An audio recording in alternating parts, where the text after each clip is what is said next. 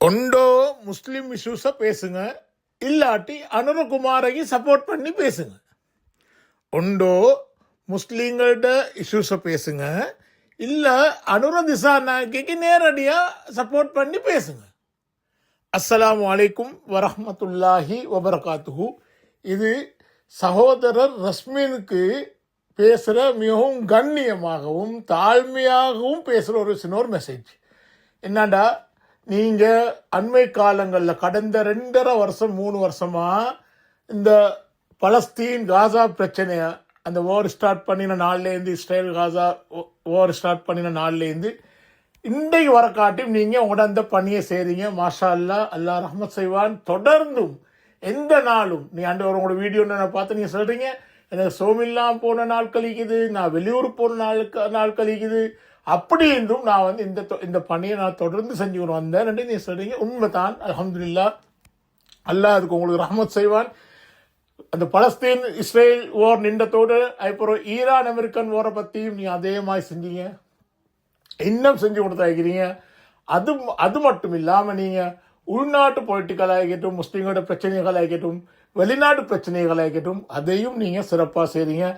அல்ஹம்துலில்லாஹ். ஸ்பெஷலாக இந்த அண்மை காலங்களில் இந்த குர்ஆன் விஷயம், இந்த தடை செய்யப்பட்டு 2.5 வருஷமாக தடை செய்யப்பட்டிருக்கிற இந்த குர்ஆன், இந்த ரிவ்யூ கமிட்டி, அது சம்பந்தமாக நீங்கள் ஒரு வீடியோ பேசுனீங்க. அதில் உங்களோட நண்பன்னு சொன்னீங்க ஷேக் ஹர்கம் நூராமித்தை திட்ட தெளிவாக வெட்ட வெளிச்சமாக நீங்கள் அவரை பற்றி நேரடியாக இந்த ரிவ்யூ கமிட்டியை பற்றி அவர்கிட்ட கேட்க வேண்டிய கேள்வி எல்லாம் கேட்டு பேசுனீங்க. அல்ஹம்துலில்லாஹ். உங்களோட நேர்மையையும் உங்களோட அந்த தைரியத்தையும் நாங்கள் பாராட்டுறோம். அல்ஹம்துலில்லாஹ். அல்லாஹ் அதுக்கு உண்டான கூலியை உங்களுக்கு தரணும். ஆனால் அதே நேரத்தில் இப்போ கிட்டத்தில் ஒரு வீடியோ ஒன்று நாம் பார்த்தோம். கிட்டத்தில் உங்களோட இன்டர்வியூ உண்டு, ஷார்ட் நியூஸ், அதோடு நினைக்கிறேன் சில ஊடகவியலாளர்களோடு, எங்களோட ஷேக் அப்துரஹ்மான், அதே மாதிரி எங்களோட சகோதரர் ஃபசீர், அதே மாதிரி எங்களோட ஒரு புதிய சகோதரர் நான் கண்ட சகோதரர் சுரேன், அதே மாதிரி எங்களோட சீனியர் லாயர், எங்களோட நண்பர் சட்டத்தரணி ருஷ்டி ஹபீப் அவர்களோடு நீங்கள் இவங்களோட எல்லாம் இந்த ஒரு வீடியோ பேசுகிறீங்க.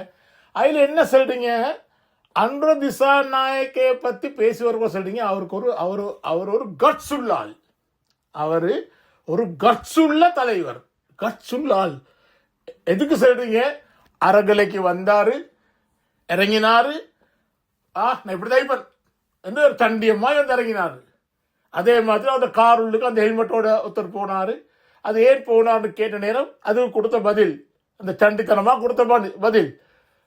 நான் அது சம்பந்தமாக எதுவுமே பேச வரல. அது அன்றகுமார திசாநாயக் அந்த நேரம் அரகலையில் வந்து இறங்கினேன். அது அவரோட கட்ஸா இல்லை ப்ரீ பிளானா என்று நான் அதை பற்றி எதுவுமே பேச வரல. என்ன, நான் உங்களோட பொலிட்டிக்கல் பேசுறதுக்கு தயார் இல்லை. என்ன செல்ல வந்தேன் தெரியுமா? நீங்கள் கட்ஸுள்ள ஜனாதிபதி தான் நன்ற பண்டைக்கு அரகலையில் இந்த எதிர்கட்சி எம்பி ஆகிக்கிற அந்த திசாநாயகிக்கு அப்படி கட்ஸியும் தான் இன்றைக்கு இந்த நாட்டில் பிரசிடென்ட், 2/3 பார்லிமெண்ட் மெஜாரிட்டி ஈக்கிற ஒரு பிரசிடென்ட், கவர்மெண்ட் ஈக்கிற பிரசிடென்ட். அந்த பிரசிடென்ட் கிட்ட எங்கிட்ட இந்த குர்ஆனை ரிலீஸ் பண்ணி கேட்கலாம் ஈக்குதேன். ஏன் இந்த கட்ஸுள்ள பிரசிடென்ட் எங்களுக்கு இந்த குர்ஆனை அவருக்கு ஒரு முடிவு தான் எடுக்கலும். அவர் நினைச்சா एक पैन पाराई மேக்க ரிலீஸ் கரන්න. இந்த ரிவ்யூ கமிட்டி, அந்த கமிட்டி, இந்த கமிட்டி, இதெல்லாம் சப்ப மேட்டர், இதெல்லாம் பொய் ரீசன். இந்த ரிவ்யூ கமிட்டியை ஒரு பகடக்காயா யூஸ் பண்ணிக்கிறாங்க.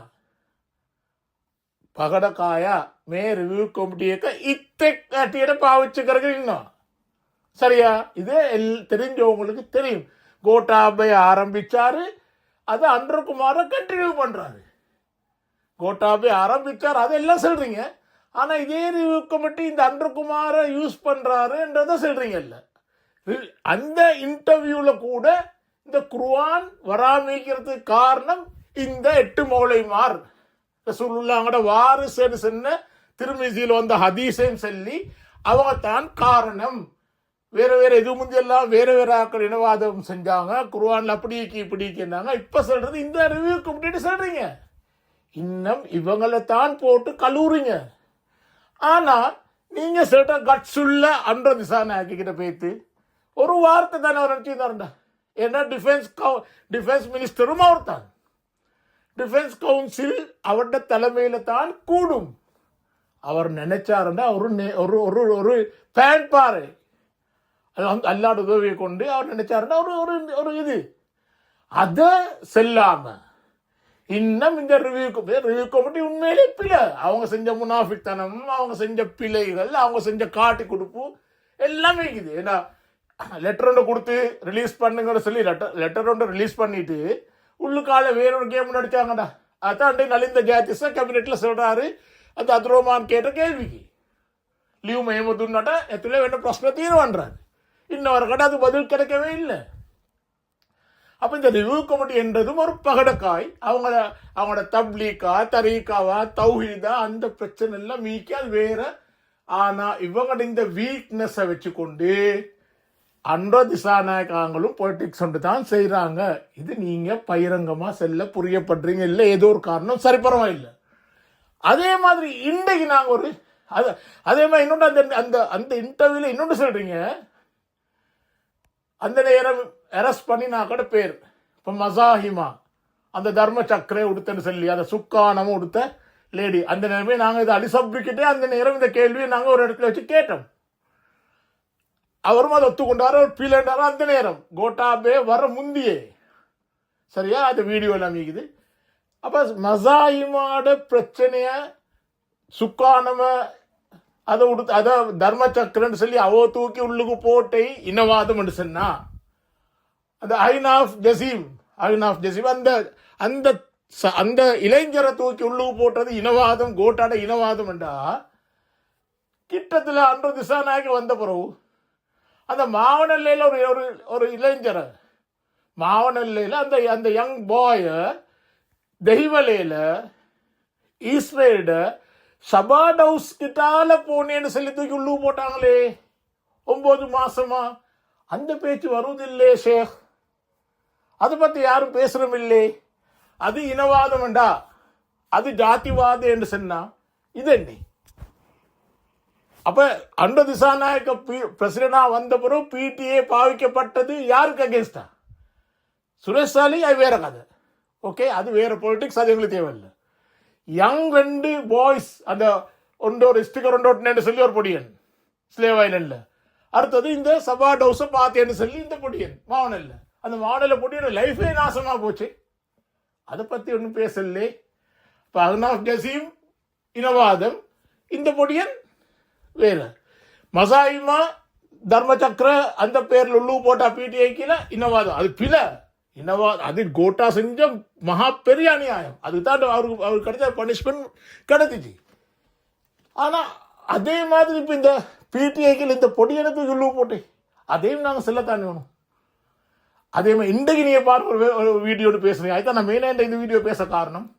அந்த Kalmunai north government teaching hospital அந்த அதில் அந்த 9 நர்ஸ்மார் முஸ்லிம் சிஸ்டர்ஸ் முஸ்லிம் சகோதரிகள் 9 பேருக்கு ஹிஜாப் போட விடாம அந்த பிரச்சனை இப்போ அவங்க ஹியூமன் ரைட்ஸ் வரக்காடி பேத்திக்கிறாங்கன்றது நீங்களும் சொல்றீங்க, நாங்களும் கேள்விப்பட்டோம், நீங்களும் சொல்றீங்க. அதுல பிழை நீங்க தாருக்கு செல்ல வாரீங்கடா. நான் அதில் பார்த்தோம். நீங்க கேட்குறீங்க அண்மை காலங்களில் இந்த முஸ்லிம் தமிழ் அரசியல் ஒற்றுமை என்று சொல்லி இந்த பொலிட்டிக்கல் பார்ட்டியில் ஒன்று சேர்ந்தாங்களே, இந்த சுமந்திரன், ரவுஃப் ஹக்கீம், ரிஷாட் பத்ருதீன், மனோ கணேசன், ஜீவா, இவங்கெல்லாம் சாணக்கியன்.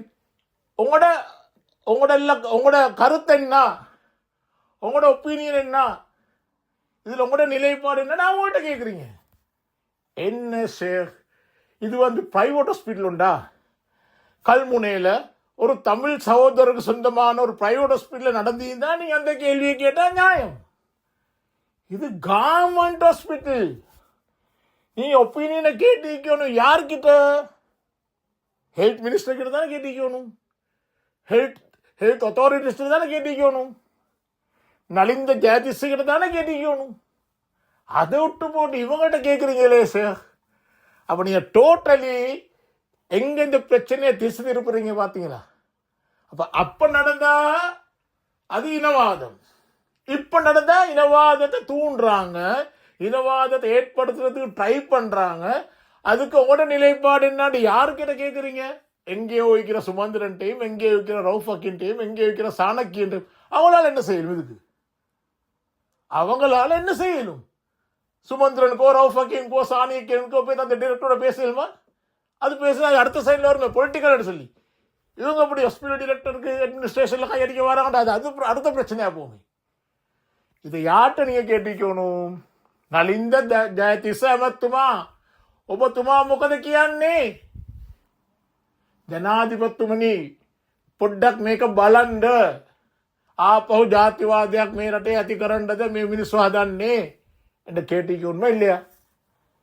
அப்போ இதை விட்டு போட்ட ஷேஃப் அன்றைய காப்பாத்தோ அனுர கட்ஸ்ன்னு சொல்லி அவருக்கு ஒரு சர்டிஃபிகேட் கொடுக்கும். அது உங்களோட பொலிட்டிக்ஸ். நாங்கள் சொல்கிறோம் உங்களுக்கு எல்லா ரைட்ஸும் மிக்கி அந்த திசானாக்கிக்கும் என்பிபிக்கும் பொலிட்டிக்ஸ் செய்கிறது உங்களுக்கு எல்லா ரைட்ஸும் மிக்கி. அதில் நாங்கள் எந்த விதமான இது வேண்டாம். ஒவ்வொருத்தருக்கும் அவங்களோட தனி சுதந்திரம், அது அரசியல் சுதந்திரம். ஆனால் முஸ்லீம்களோட பிரச்சனையை பேசுறேன்னு சொல்லி அந்த பேசுறதோட பேசி அப்படியே வந்து டைவர்ட் பண்ணி முஸ்லீம்களோட மைண்டை நீங்கள் திசை திருப்புறது பிழை, மிஸ்லீட் பண்ணுறது பிழை என்றதை தான் எங்களோட தாழ்மையான கருத்து. இதை செய்யவானம். உங்களுக்கு நல்ல திறமைக்குது, நல்ல மாஷா பேசுறீங்க, நல்ல பேச்சு திறமைக்குது. அந்த பேச்சு திறமையை வச்சு முஸ்லீம்களோட பிரச்சனையா பேசுங்க. அரசியலை இன்ஷா அல்லாஹ் இன்னொரு சேனல்ல அரசியல் பேசுங்க. நாங்கள் அதையும் கேட்குறோம். அரசியலை வேறையா பேசுங்க.